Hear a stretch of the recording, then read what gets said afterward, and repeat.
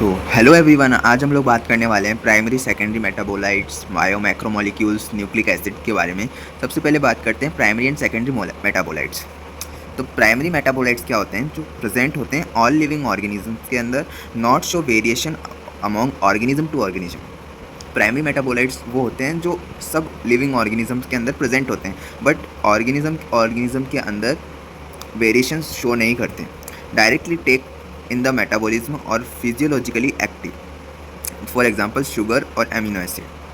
Secondary metabolism की बात करें तो not present in all living organism, like present in bacteria, fungi, plant. Bacteria fungi plant में तो प्रेजेंट होंगे, बट एनिमल्स के अंदर एब्सेंट हो गए। तो such type so much variations among organism to organisms. Primary metabolism क्या था? ऑर्गेनिजम्स टू ऑर्गेनिज्म वेरिएशन नहीं शो हो रहा था, जबकि यहाँ पर सो मच वेरिएशन होता है ऑर्गेनिज्म टू ऑर्गेनिज्म। फर्दर बात करें तो not have any physiological importance but have ecologic and economic importance. तो secondary metabolites and their examples की बात करें तो पिगमेंट्स, एंथ्रोसाइनिन और केराटिनॉइड्स, एल्कालॉइड्स, मॉर्फिन और कोडिन। मॉर्फिन एक ड्रग है जिसका कॉमन नेम हीरोइन होता है।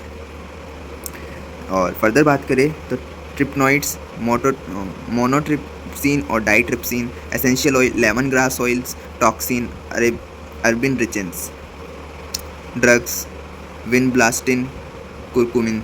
फर्दर आप लोग देख लीजिएगा, ये एनसीईआरटी में भी दे रखा है सेम टू सेम एग्जाम्पल वाली टेबल। तो फर्दर हम बात करते हैं बायो मैक्रोमोलिक्यूल। बायो मैक्रोमोलिक्यूल्स क्या होते हैं? जैसे अपने पास कोई लिविंग टिश्यू है, लिविंग टिश्यू क्या करेंगे? ग्राइंड करते हैं with motor and pistols, mix with trichloro acidic acid. तो फर्दर क्या होगा? स्ट्रेन करेंगे उस मिक्सचर को चीज़ क्लॉथ और कॉटन के साथ में। तो क्या होगा? कुछ जो पार्टिकल होंगे वो कॉटन या चीज़ क्लॉथ के ऊपर रह जाएंगे और कुछ ट्यूब के अंदर चले जाएंगे। जो पार्टिकल ऊपर रह गए वो इनसॉल्युबल हैं और जो पार्टिकल चले गए वो सॉल्युबल थे। ठीक है, अब ऊपर जो पार्टिकल इनसॉल्युबल है उन्हें बोल देंगे एसिड इनसॉल्युबल पूल, और जो पार्टिकल नीचे चले गए सॉल्युबल थे उनको बोल देंगे एसिड सॉल्युबल पूल्स। ठीक है, एसिड इनसॉल्युबल पूल क्या होता है? रिटेंटेड होते हैं और बायो मैक्रोमोलिक्यूल्स होते हैं, और एसिड सॉल्युबल पूल होते हैं वो फिल्ट्रेट होते हैं और बायो माइक्रोमोलिक्यूल्स होते हैं। एसिड इनसॉल्युबल पूल का मॉलिक्यूलर वेट 10,000 डाल्टन और उससे ज़्यादा होता है। फॉर एग्जांपल बात करें nucleic acid, proteins, carbohydrate, lipids.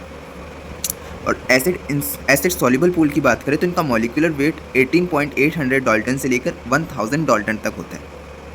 इसके एग्जांपल की बात करें तो monosaccharide, amino acid, nucleo acid, nucleotides.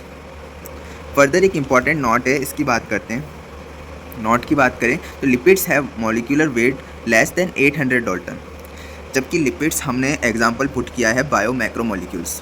क्यों? इसका मॉलिक्यूलर वेट 10,000 से चालू होता है या उससे ज़्यादा होता है, बट जो लिपिड होता है उसका लेस देन 800 डाल्टन होता है मॉलिक्यूलर वेट। मतलब ये बायो माइक्रोमोलिक्यूल्स के अंदर आने चाहिए थे। बट क्या हुआ?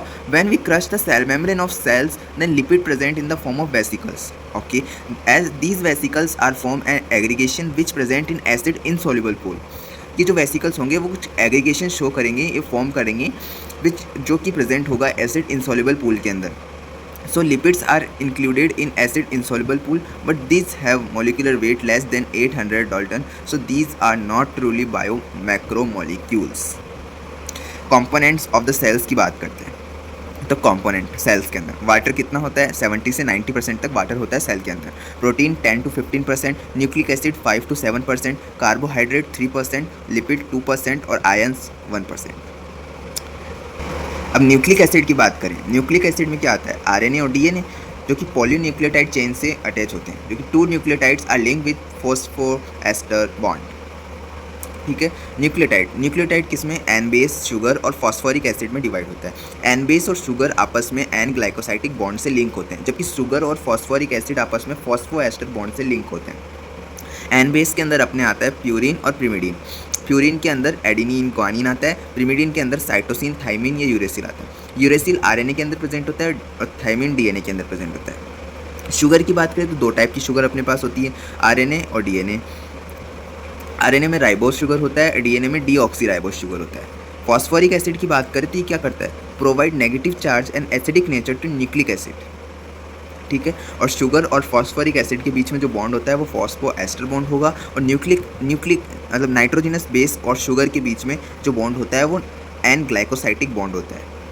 अगर हम एन बेस की बात करें तो एन बेस न्यूक्लिक एसिड मतलब आरएनए और डीएनए से पॉलीन्यूक्लियोटाइड चेन बनाता है। पॉलीन्यूक्लियोटाइड न्यूक्लियोटाइड बनाता है। न्यूक्लियोटाइड्स में होता है एन बेस, शुगर और फॉस्फोरिक एसिड। एन बेस क्या करेगा, हेट्रोसाइक्लिक नाइट्रोजन कंटेनिंग कंपाउंड होता है जो कि क्लासिफाइड होता है इन टू ग्रुप्स, प्यूरिन एंड प्रिमिडीन। सबसे पहले प्यूरिन की बात करें तो ये 2 रिंग का बना होता है, 2 रिंग एंड 9 मेंबर्स का बना होता है। इन रिंग क्या होता है, 4 नाइट्रोजन होते हैं जो कि 1, 3, 7 और 9th पोजीशन पे होते हैं। जो 9th पोजीशन पे नाइट्रोजन होता है प्यूरिन का, वो शुगर के साथ में अटैच होता है और एन ग्लाइकोसाइटिक बॉन्ड से अटैच होता है। प्यूरिन की बात करें तो ये डीएनए और आरएनए में कॉमन होती है। प्यूरिन के अंदर एडेनिन और ग्वानिन आता है। प्यूरिन के स्ट्रक्चर की बात करें तो प्यूरिन का स्ट्रक्चर 9 कार्बन का होगा और 1, 3, 7 और 9th कार्बन पे नाइट्रोजन होता है और 9th कार्बन वाले नाइट्रोजन के साथ में शुगर जुड़ी होती है जिसे एन ग्लाइकोसाइटिक बॉन्ड बोलते हैं। प्रिमिडीन की बात करें तो ये 1 रिंग होती है जिसके अंदर 2 नाइट्रोजन होते हैं 1 और 3 पोजीशन पे। नाइट्रोजन ऑफ द प्रिमिडीन जो कि शुगर के साथ जुड़ा होता है, फर्स्ट नाइट्रोजन जो कि एन ग्लाइकोसाइटिक बॉन्ड फॉर्म करता है। प्रिमिडीन के अंदर आते हैं साइटोसिन, यूरेसिल और थाइमिन। यूरेसिल आरएनए में होता है, थाइमिन डीएनए में होता है। थाइमिन में 5 मिथाइल यूरेसिल इसका कॉमन है। ये प्रिमिडीन का स्ट्रक्चर होता है जिसमें फर्स्ट नाइट्रोजन के साथ में शुगर जुड़ी होती है। फर्दर शुगर की बात करें तो ये 5 कार्बन कंटेनिंग पेंटोज शुगर होती है जो कि आरएनए और डीएनए में दोनों में प्रेजेंट होती है। आरएनए में राइबोज शुगर होती है, डीएनए में डीऑक्सीराइबोज शुगर होती है। आरएनए में ऑक्सीराइबोज शुगर होगी और डीएनए में डीऑक्सीराइबोज शुगर होगी। आरएनए में ribose, oxyribose sugar and DNA में deoxyribose sugar. Deoxidation on second carbon मतलब जो राइबोज शुगर होगी उसमें 5 कार्बन कंटेनिंग रिंग होगी, बट सारे कार्बन पर HOH के बॉन्ड लगे रहते हैं।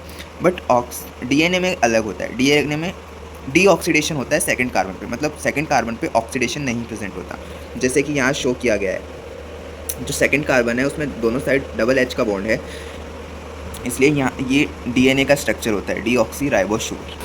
फर्दर फॉस्फोरिक एसिड की बात करें, H3PO3, ये क्या करता है, provide acidic nature and negative charge to nucleic acid. मतलब शुगर प्लस एन बेस की बात करें तो ये न्यूक्लियोसाइड होता है। Sugar plus N base plus phosphoric acid की बात करें तो ये न्यूक्लियोटाइड होगा। फर्दर न्यूक्लियोटाइड को हम बोल सकते हैं न्यूक्लियोसाइड प्लस फॉस्फोरिक एसिड। इसी के साथ हमने बायोमोलिक्यूल्स का max of the topic cover कर लिया है। अभी हमारे पास लास्ट 2 टॉपिक बचे हैं, लिपिड्स एंड प्रोटीन, जो कि नेक्स्ट वीडियो में आ जाएंगे। तो इसी के साथ मिलते हैं नेक्स्ट वीडियो में, तब तक के लिए गुड बाय।